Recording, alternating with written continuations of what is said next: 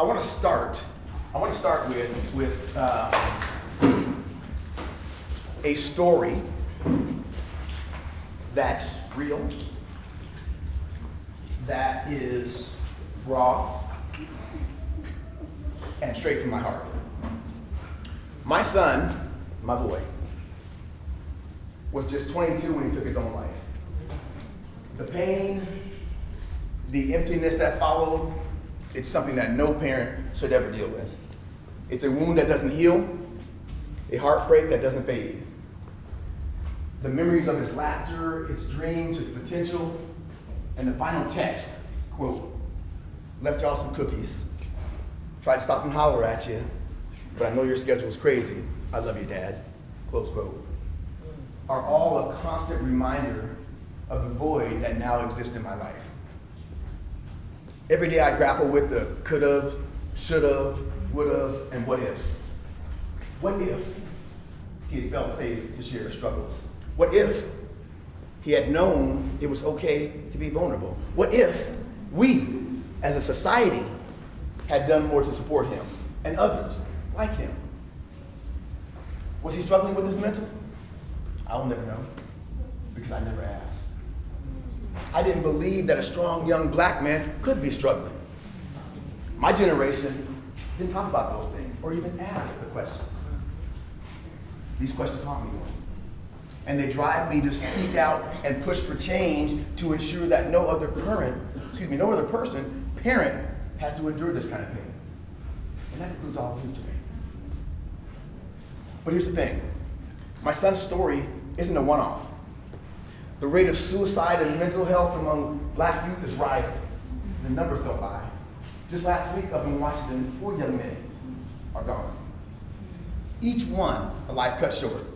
Families torn apart. Communities left in shock.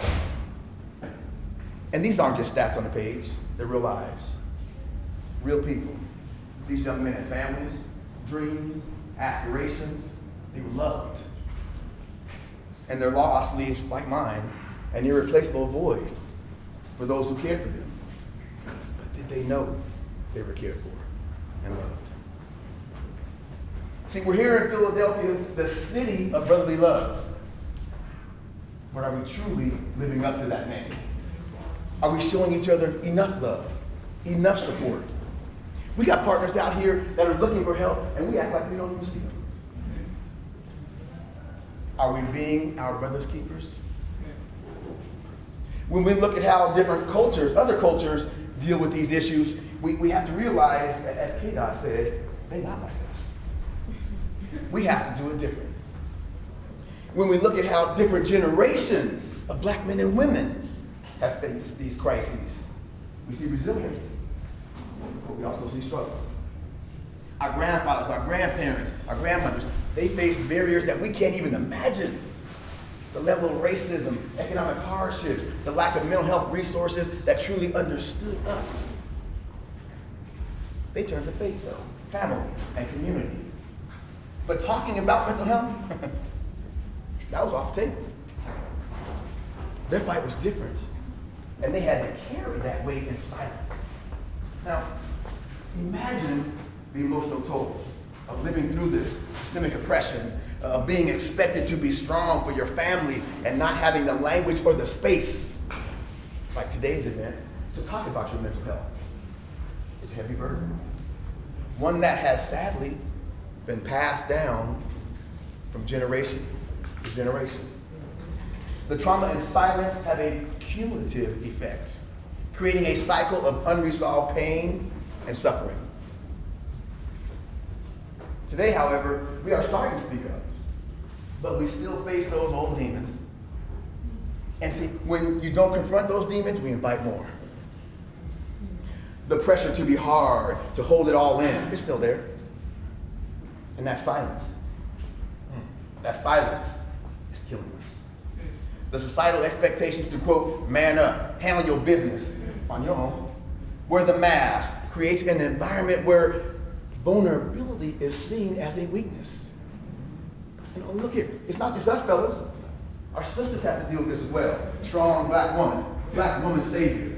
These tropes, these mindsets prevent many of us from seeking help and admitting that we're struggling, suppressing our emotion, and ultimately it can lead to tragic outcomes. But look, Lindo said it takes a little dirt to grow a seed. So how then do we break this cycle? It starts today by planting that seed. We got to change the game, create a culture where it's okay to express and talk about our feelings. Where seeking help ain't seen as a weakness. There's levels to this game. This means we need our families, our friends, our communities to step up and create spaces like today at the Discovery Center, where we can be real, where we can learn, and where we can share without fear. We need to teach our people, our children, that's okay to feel, to express their emotions, and to seek help when they need it. And addressing loneliness is a significant factor in improving your mental health. Many of us might feel isolated for various reasons. Personal losses, relationship problems, or even moving away from home to go to school or work. It's crucial to recognize that feeling lonely doesn't mean you're alone. You see, loneliness is that silent killer, one that creeps up and takes hold, often without us even realizing it. Some in this very space today may feel lonely right now.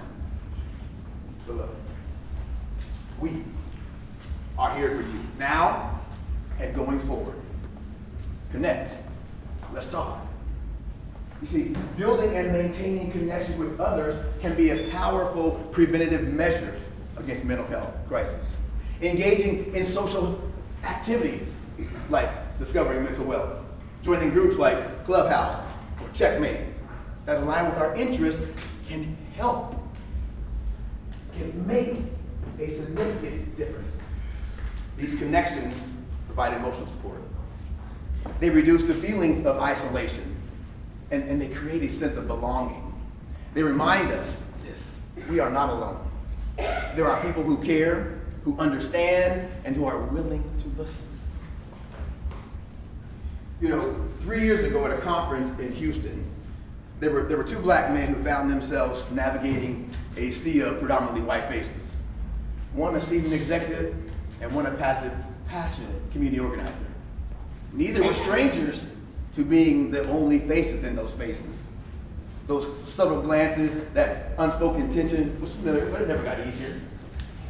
Each time they felt that weight of loneliness set in, that over time can contribute to anxiety and strain their mental health. And as they scanned the room, their eyes locked, and that simple nod passed between them, right? That recognition of shared experience.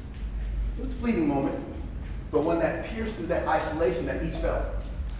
And later, as one stood alone in that conference home, feeling that familiar anxiety of being that outsider, the other approached him with a smile and a warm handshake. The conversation began casually, but soon they found themselves discussing the deeper issues that they both faced. We talked about the pressures that we both felt with the anxiety of being in those spaces, and how this sense of anxiety and loneliness impacted our imposter syndrome and our mental health. Shared stories, talked about their mental health and all the difficulties that we had. But in that very moment, that sense of being an outsider in a sea of many people began to ease. And what started as a simple conversation grew into something deeper. The loneliness that had hovered over them began to lift, replaced with a sense of belonging. And throughout the day, they crossed paths, exchanged conversations, further lowering that anxiety that they experienced. And by the end of the conference, they forged a bond. What began as a chance meeting became a friendship that provided both men with a sense of community and strength. Now, this story is a testament to the power of strength and vulnerability, showing that connections can be made even in those spaces that are unusual or unique. And in finding one another, they found a way to combat this isolation that often creeps in on us when we feel different. And this is a story of connection. This is a story of Esau and Phil. And this is how Phil came to be here today. So Philadelphia, in this city of brotherly love, we must show more of it. Brothers loving themselves and one another. We need to embody that spirit, to be there for one another in meaningful ways. But there again, there's levels to this game. It's not simply about being strong. We have to be more than strong. In fact, watch this. We must be weak. You see, my generation, old heads, uncles and aunties, we used to think that weak was an adjective when we should have viewed it as an acronym. And for those of you who don't know what weak is, W-E-A-K, I want you to lean over to your neighbor and say, weak is willing to express adult kindness. I'm say that again. Weak is willing to express adult kindness. It's about showing kindness to ourselves and each other.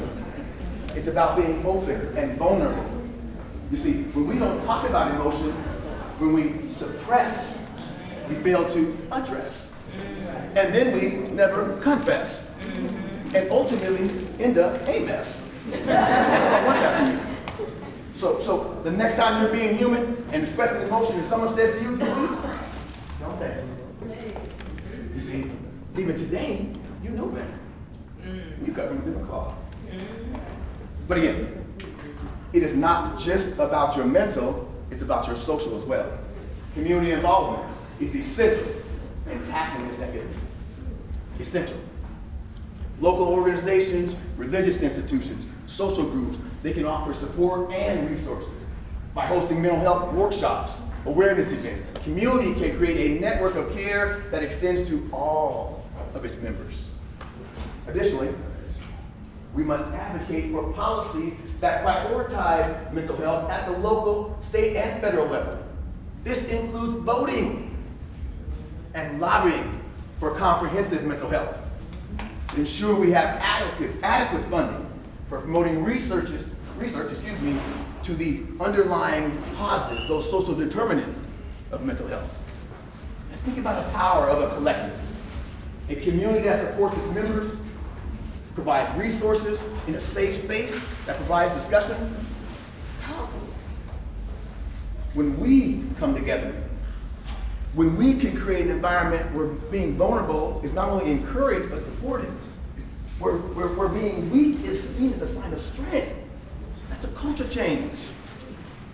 Now, let's be honest. We create culture. Fashion, fit, hashtag memes, social movements. If we can create it, we can change it. It's about changing that narrative, about showing it's okay to not be okay. Look, moving forward, we got to remember this fight is far from over. It's on all of us to keep pushing, to show compassion, to stay dedicated, to stay connected. Instagram, Facebook. It's about more than words, it's actions. It's about changing the way we think, the way we talk, the way we support each other. It's in words and in deeds. By recognizing the importance of our health and mental health beyond just one event, beyond just 1 month, we can create a world where seeking help is seen as strength, where we can share our struggles and find hope. Together, we can make sure that no parent has to face what I feel. No man or woman has to feel like there's no way out. No one should feel alone in a nation of some 300 million. Hell, in a city of 1.5 million. In the city of brotherly love. So Philadelphia, Discovery Center. Thank you for being here, for listening, for being part of this mission, this change, this social change. And we're at the intersection of our collective pain and collective freedom. Let's choose freedom. Let's break the stigma. Let's break the silence. Let's build those connections. Let's build a community where mental health is a priority every day of the year. We are not like the generations before us. We got to learn. We got to do things different. For us, for our brothers, for our sons, our sisters, our daughters, our mothers. Let's make it happen. We have the power to change the narrative. To create a new legacy for our current and future generations. Let's commit to breaking that silence, fostering a culture of openness and acceptance. Let's be there for each other, offering support, understanding, and love. Together then, We can create a world where mental health is prioritized, where you are enriched with mental wealth, and where everyone feels valued, supported, and heard. Now to achieve this, to create this lasting impact, we must integrate what we've heard and what we live here today into our daily lives, in our interactions. You see, we grow through what we go through. And so, in memory of my son and all of those brothers and sisters who have lost their battle to mental health, let's take a stand. Let's make a difference. It starts with us, right here, right now, in the city of brotherly love. My brothers, my sisters, let's keep each other. Let's love each other. Let's lift each other. Help guide each other through this life. Now, remember I talked about that PhD. It's like I only a couple minutes left, my friends. I want you to take your hand, your right hand, raise high in the air for me. Then extend that hand out in front of you, turn your palms up. Now see how easy it is to reach out? When you need some help, my sister, reach out. Okay. Now, take your other hand, leave that one out there, raise it up high in the air too. Extend it out in front of you. Now put your hands together because you are now in receipt of a PhD, a passion to have dialogue. Go out and talk to someone, tell them about this event, tell them about Esau, tell them about your brother and sister. Congratulations and be well, Philly.